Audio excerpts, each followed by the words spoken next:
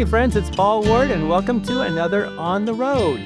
Well, if you're like me, you appreciate good music and maybe you wonder how good music is put together. Well, who better to talk to about that than our guests, the Kearns family at Goat Mountain Recording. Pat and Susan Kearns, welcome to On the Road. Thank you. Absolutely. And we want to thank our sponsor, Opus Escrow. So, Pat, how do you describe your job title? I usually tell people I'm an audio engineer. I didn't go to school for any of that, but it seems to be the closest thing. I just do a lot of things with audio. I record, I do some mixing, I do a little bit of mastering, I do some restoration, audio restoration work and that kind of thing. It's, and I have a radio show, but everything that I do seems to revolve around audio. And you've built this building that we're in, the two of you, to master that craft. I've had recording studios since 1997. And so this is just, I mean, I've only had one at a time. It's just an ongoing line of them as I got moved out of one place and moved on to the next. And this is where I'm at now, and we are hoping that this is it. Yeah. And we're in Landers, California, near Joshua Tree, and you have a 5-acre spread here. Yep. And this structure is acoustically as good as it gets. Yeah, it was built from the ground up with help from an architect friend of ours. Ignacio Moreno else. Who we fondly call Nacho. And it's got no, as you said, no 90-degree walls. No 90-degree corners, no parallel walls or floors and ceilings, which is one of the tricks to designing these. This was done much more scientifically than just blasting that out from Nacho's end. But it basically keeps standing waves from developing, which are like a big bump in a certain frequency, which makes things hard to deal with from an audio engineer's perspective. And it helps with the clarity of reverb. You don't get as many reflections. Our brains, the way they work for everything, all your senses, is we pick up edges. You see edges when you look at a wall and you see where it ends. And when you feel your finger across a surface, you hear where it, or feel where it changes, the edge there. And your ears work the same way. And so all those sort of slaps and echoes that could develop from a room that produces those sort of things can make audio sound unintelligible, hard to hear. And what made you decide to take this leap and build your own recording studio? This is a business that I've been trying to quit my entire life. I'm dead serious about that. It just always, I got sucked back into it, and it is my passion too. And it seems to be what I'm best at. And on some levels, the only thing I can do. When I first met Susan, I had a straight job. I was also doing copyright control and keeping track of data for the Oregon Health Sciences University in Portland, Oregon. And I was working 40 hours there a week and then putting about 40 hours into my own recording. At night, so it was kind of getting crazy. It was just like, how could somebody work that much? And we partnered up, and she sort of after a while was like, you have to quit the straight job and just Focus on do this. passion. And so that's where some You of that. started to tell people no. So it was like, you can't, I mean, if you're telling people no, turning business away, that's what you really want to be doing. Right. Maybe it's time. Yes. Yeah. And then how we got here is my studio that I was running, that we had up in Portland, Oregon I had that studio between 2007 and 2017. Gentrification and urban development rolled up the street. It used to be kind of in a warehouse area, and the train tracks and the light rail were below. And the train tracks and the light rail are still there, but now in between my studio and that is a giant 6 or 8 story apartment building with retail shopping and A lot of outside noise. A yeah, lot of traffic. yeah, just more going on and more people potential for noise complaints. And I think they were setting him up for like 2 years of construction where they were drilling an underground garage, like literally stones throw 6 feet away from the studio. Yeah, That's not going to work. they didn't actually take my studio, but the construction and everything, and we looked at the situation. It's funny because it's actually, the building is actually still there. And like there's this towering, gigantic 6-story complex. So now you're out here off the grid. It's kind of the opposite. Yeah. Yeah, I mean, that was tied into this a little bit. We were coming down here a lot to the desert, like when this whole gentrification situation at my recording studio became apparent. And we realized that if we cashed in up in Portland and just sold everything, we could move here and land was cheap here and we could kind of like figure out a way to rebuild. Our friend Nacho was in our life. And so it was really like the team, and not just Nacho, but everybody was in place for us to kind of try to do something like this. And so once we had the realization, and we had the realization very quickly, but once we had it, it became a thing that was hard to turn away from, of like, well, if we don't try this, you know, we're always going to wonder about that. Mm-hmm. And so we did it. And now that you have your own studio and you guys are the Kearns family, your own bands, so you're recording your own music, but then you're also helping other folks record and do the audio as well. Yeah. I got involved in this whole business. I started as a musician and I got involved in recording just because it was a way to cut cost if I did it myself and that sort of thing. But as I was doing that, other people asked me to help them out and do things like that. And so over time, I've been very fortunate and gotten to work with a lot of really neat people. Mm-hmm. And obviously you're good at your craft because you're out here off the grid. You're not exactly, I mean, it's beautiful, but it's a little bit out of the way.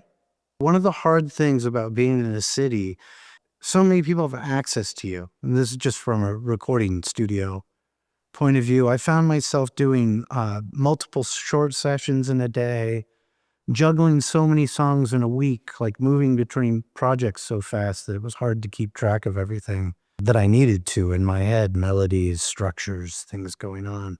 Moving out here has slimmed that down to where I'm generally working on bigger blocks. I might still like go through a week where each day I work on something different. It becomes a destination studio for many too. And Sure. he retains a lot of his old clients, Yeah. his best studios. So like everybody is curious about it and they want to come to the desert and like, you know, Hang out. it kind of just becomes this destination place, and the desert kind of like ends up sneaking into some of these recordings. Right.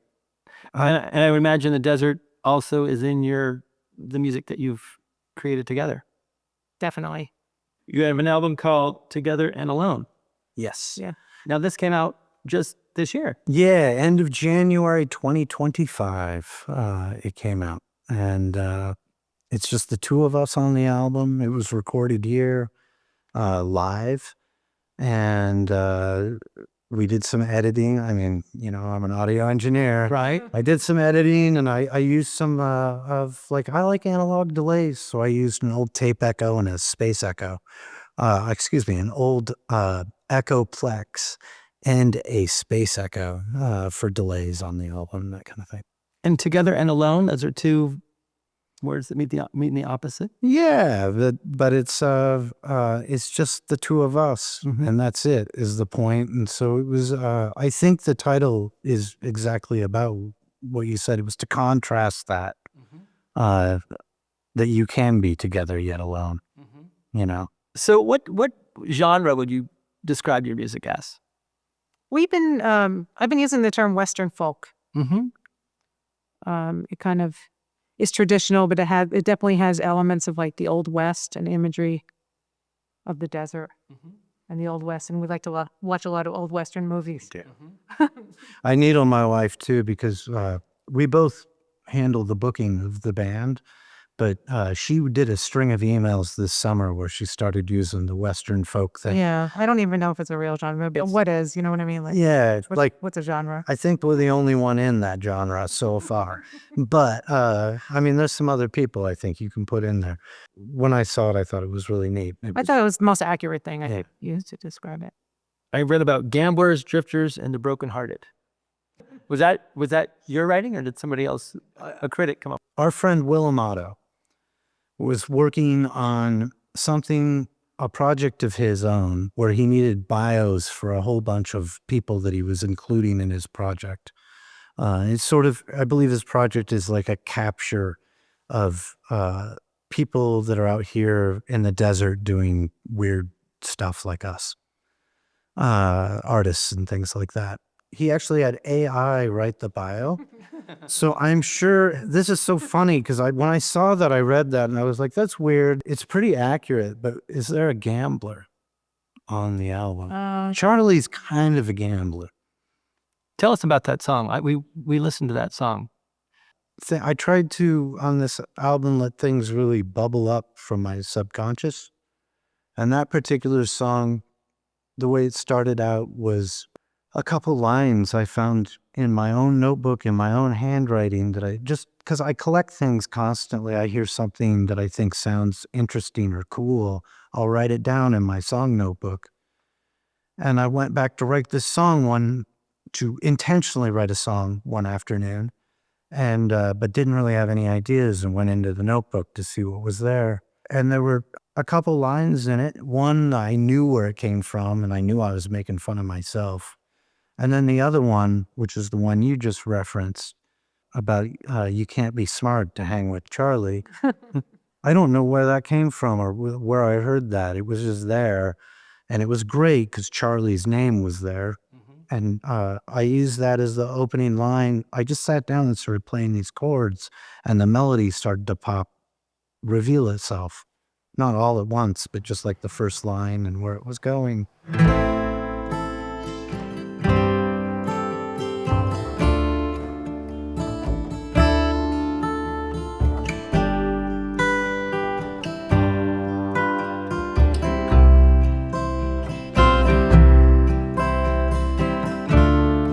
You can't be smart to hang with Charlie,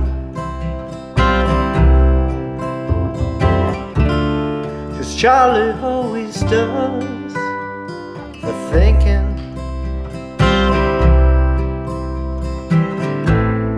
His new used car needs an oil change.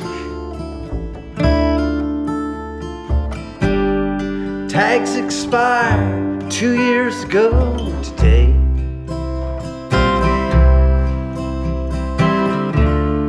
You can't be straight to hang with Charlie, 'cause Charlie's always high and drinking.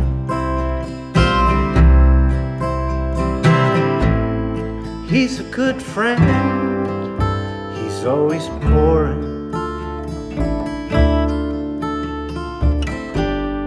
Even when it rains up in heaven.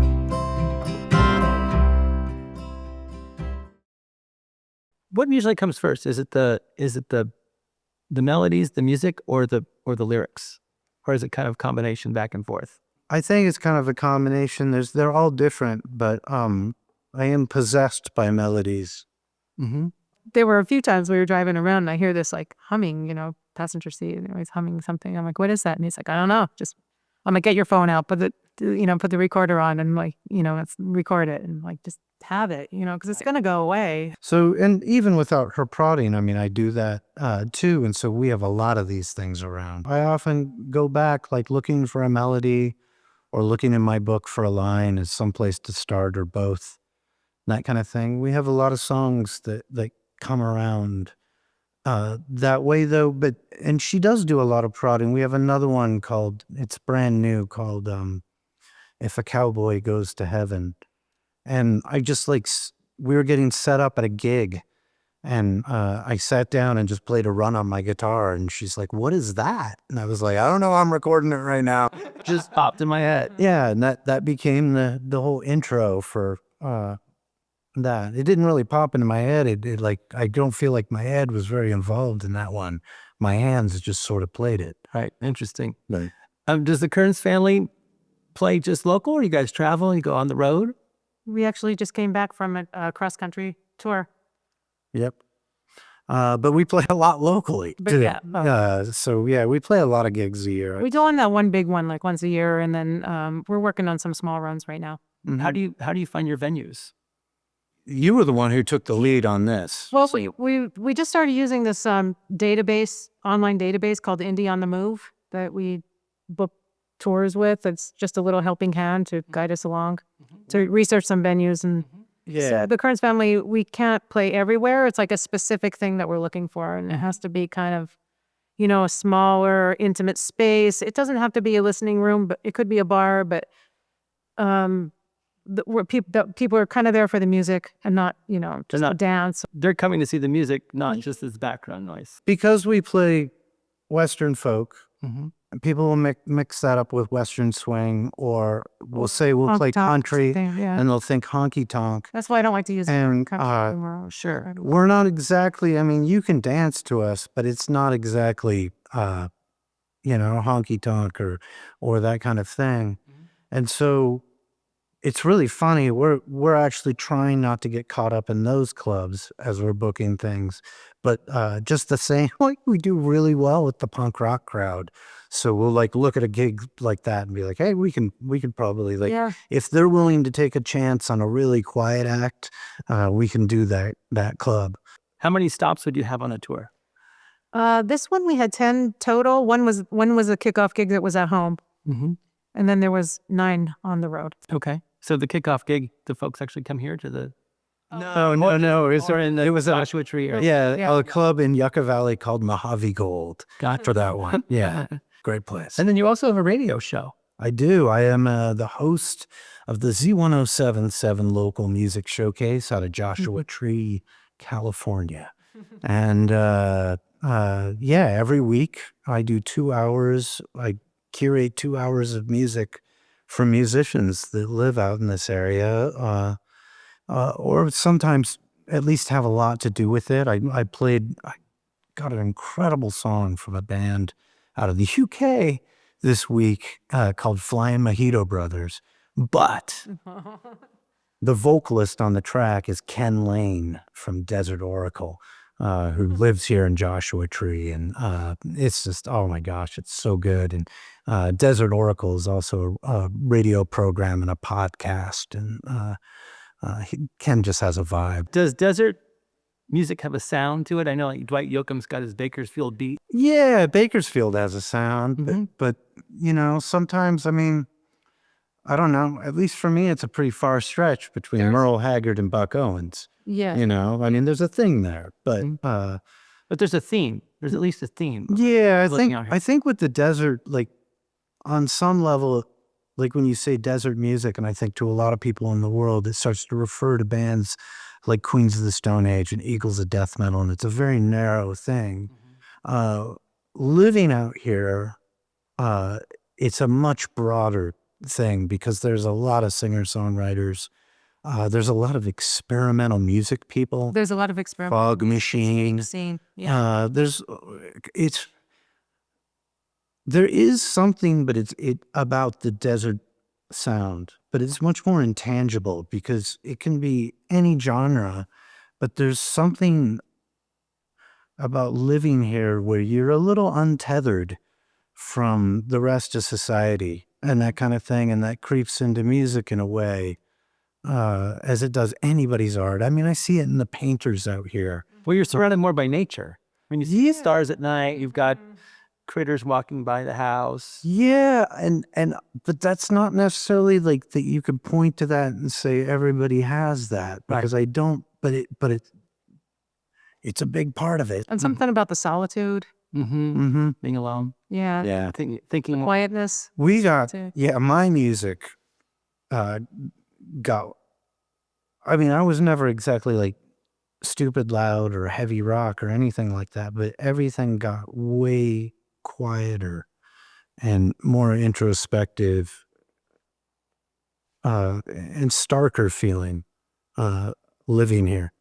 I could see why you wanted to get away from the subway in Portland. I would assume that the local community appreciates getting local music on the air. Oh man, I mean, I feel incredibly well loved by the local And there's so much community. talent in this area. And I feel incredibly fortunate to actually be the person that gets to showcase all that amazing talent, because it's stupid. For the number of people who live out here, the amount of quality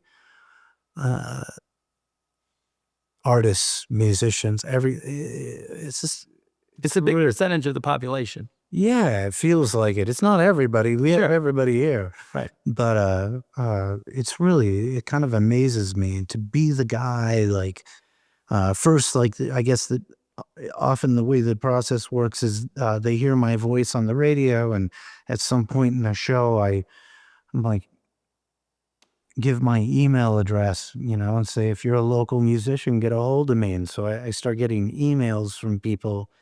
I've met so many people that live here locally. The first time I met them was by getting an email of like, hey, like, I live in Joshua Tree, or I live in 29 Palms or Wonder Valley or wherever. And here's my music, and here's a little bit about myself. I moved here, whatever, 6 months ago, 2 years ago, 10 years ago, whatever the thing is, to get to be the person that gets to share the thing they're sharing with me. And music is a very personal thing. It's just really fortunate. And then, everybody gets a thrill out of hearing themselves on the radio. And later on, it's, oftentimes I might be playing a show out at the Palms in Wonder Valley, and those folks might come and say hello. And you get to soon be friends with them in the community, because the community's not very big. Right. And it's really an amazing spider web of things that happens. And one of the things I guess I try to do with the show through that spider web is I try to rub people up on each other. So sometimes, like, I don't always do it this way, but sometimes, like, if I think two artists should maybe hear each other or whatever, like, I'll put them next to each other and then talk about it. One of the guys on your crew is Gerald Emmerich, and there was this guy whose music I thought Gerald would like, named Peter Fahey, who I was playing on my show. And so I tied all that together, and it was hilarious. And I got a phone call from Gerald this week. He's like, hey, I met Peter. yeah. He didn't meet Peter, but he wanted to talk about it. Okay. Peter's a tough guy to track down. But if you can, go see that guy play live. I think he's something real special. Awesome. And we want to hear something special ourselves. Will you guys play for us? Yes. Sure. Awesome.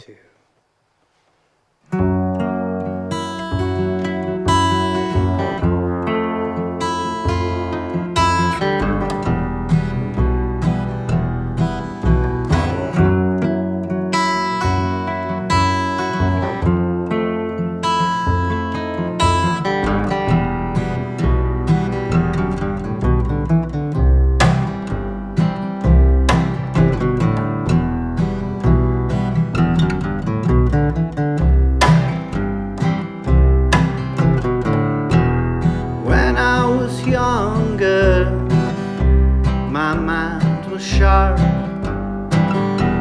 The paint wasn't peeling, and I had a loving heart. Now the dust keeps creeping in the corners, and I keep sweeping it in the pan.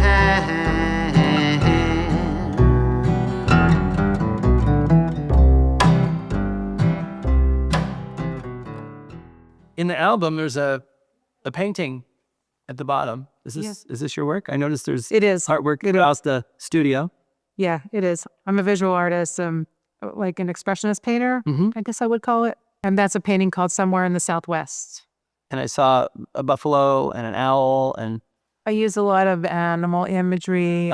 They're like big splashy paintings. Have you always been a painter?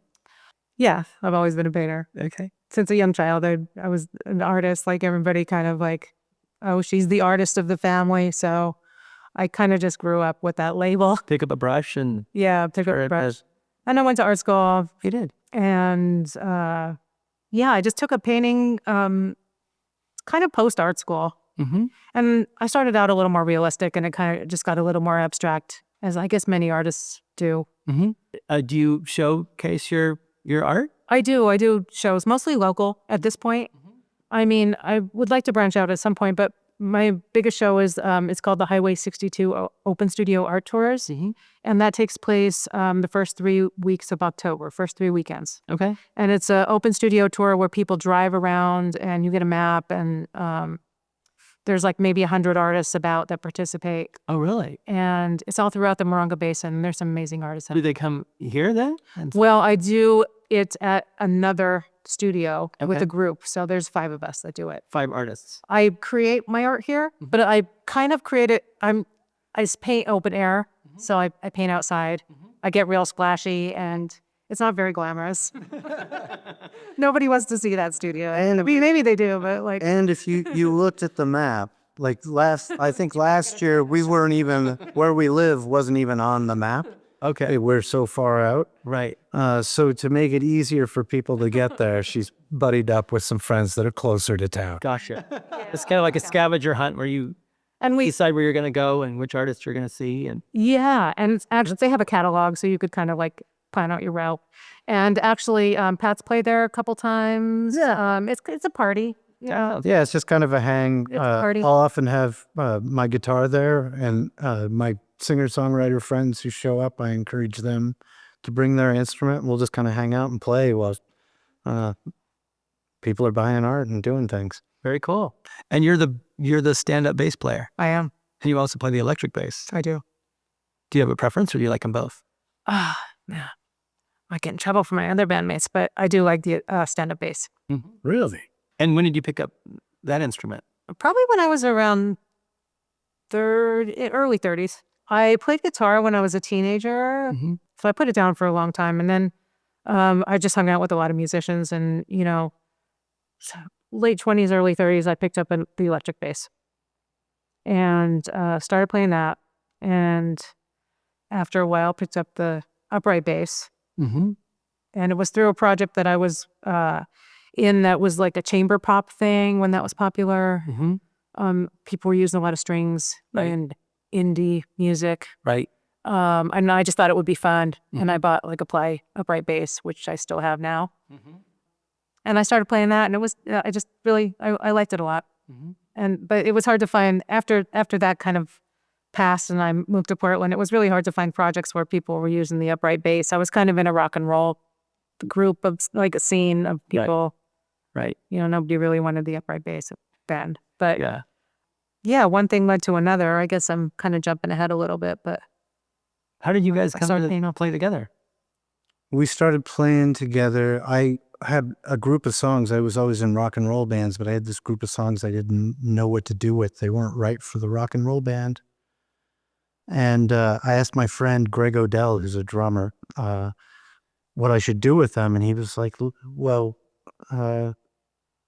we should treat them kind of like jazz songs or whatever. I'll get this jazz kit with hide drum heads, and we'll play real soft. And he wanted to get our friend Alan Hunter, who plays bass for the Eels on and off, to play upright bass in the project. But Alan was busy for the next 6 to 8 months. And so Greg, he was like, what about Susan? And I was like, oh. He was like, no. Well, we had this bass in our living room, her upright bass, but it was never played. I said, she never plays that thing. Greg's like, before that, we just never practice. played together. He had his, we were both in bands. Yeah. In Portland. Like, I had my thing and he had his, and we went to each other's shows. Yeah, we played together a little bit on some one-off things. Yeah. Never anything beyond that. But Greg got us practicing regularly 2 or 3 days a week. And after about 8 weeks of doing that, we cut 4 or 5, 6 songs in the studio. And we've been playing together ever since. And you guys have a practice routine, as I understand it. You make sure that you do a certain number of songs every day or every week, just so you're, keeping up on your skills. Yeah, we play almost every day. Yeah, we try to play a half dozen songs every day. It's not really about the number of songs we're playing so much as like putting the time in. So if we decide to just work on something for a long time, we'll do that. But it's about just getting down here and playing every day and doing that kind of thing. It's made it really fun to do it every day. I can't believe it. Well, it's always more meaningful when your job is fun. As Cowboy Jack Clement says, we are in the fun business. If you're not having fun, we shouldn't be doing this. I used to play with some ex-bandmate in Portland that used to say they don't call it's called playing. It's not called working. It's called playing for a reason. Yeah, it should be fun. So Kearns family, Pat and Susan, thank you so much for being our guest on the road. Thanks for having us. Thank you. Absolutely. And we want to thank our sponsor, Opus Escrow. Be sure to tune in next time for On the Road.